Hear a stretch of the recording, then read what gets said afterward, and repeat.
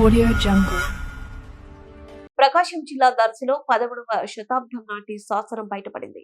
చరిత్ర పరిశోధకుడు దరిమల్ల శ్రీనివాస ప్రసాద్, ప్రముఖ సంఘ సేవకుడు జీవి రత్నం ఈ శాసనాన్ని గుర్తించారు.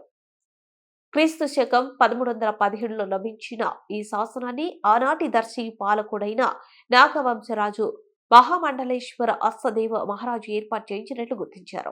ఈ శాసనంలో వారికి సంబంధించిన 7 తరాల రాజులు వంశవృక్షం ఉంది. 1395లో దర్శిలో అచ్చన చెరువు త్రవ్వించినట్లు, వేణుగోపాలస్వామి ఆలయం నిర్మించినట్లు ఆ శాసనంలో ఉన్నట్లు చరిత్ర పరిశోధకుడు తెలిపారు.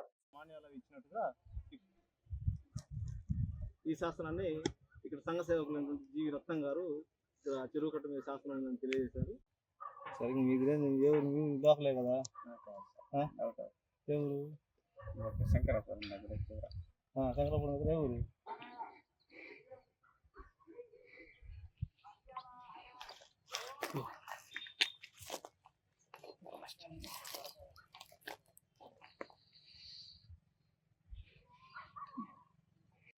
తిరుమల శ్రీనివాస్ ప్రసాద్. నేను ఇక్కడ లోకల్ హిస్టోరియన్గా ఉంటాను. ఇక్కడ ఇది ప్రకాశం జిల్లా దర్శి మండలం దర్శి గ్రామంలో అచ్చన్న చెరువు అనేటువంటి ఈ చెరువు మీద నాగవంశస్థులైనటువంటి అస్నదేవ మహారాజు క్రీస్తకం 1317 సంవత్సరంలో ఇక్కడ ఒక నాగశాసనం లిఖించారు. ఈ ప్రాంతాన్ని నాగవంశస్థులు పరిపాలన సాగించారు. వీళ్ళలో ఈయన అస్నదేవ మహారాజు ఒక మహారాజు అనమాట, మహామండలేశ్వరుడు.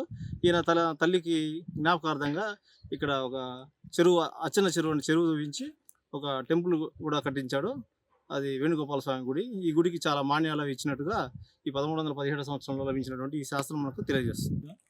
ఈ శాస్త్రాన్ని ఇక్కడ సంఘ సేవకులైనటువంటి జీవి రత్నం గారు ఇక్కడ చెరువు కట్ట మీద శాస్త్రం ఉందని తెలియజేశారు. చేస్తే మేము వచ్చి చూసి దీన్ని కొంచెం దర్శి మున్సిపాలిటీ వాళ్ళకి తెలియజేసి దీన్ని క్లియర్ చేయించి ఇక్కడ ఉన్న శాస్త్రం నకలు తీసుకొని దీన్ని archaeology survey of India director Muniratnam గారికి తెలియజేయగా వాళ్ళు ఇది 13వ శతాబ్దానికి చెందిన శాస్త్రంగా నిర్ధారించారు.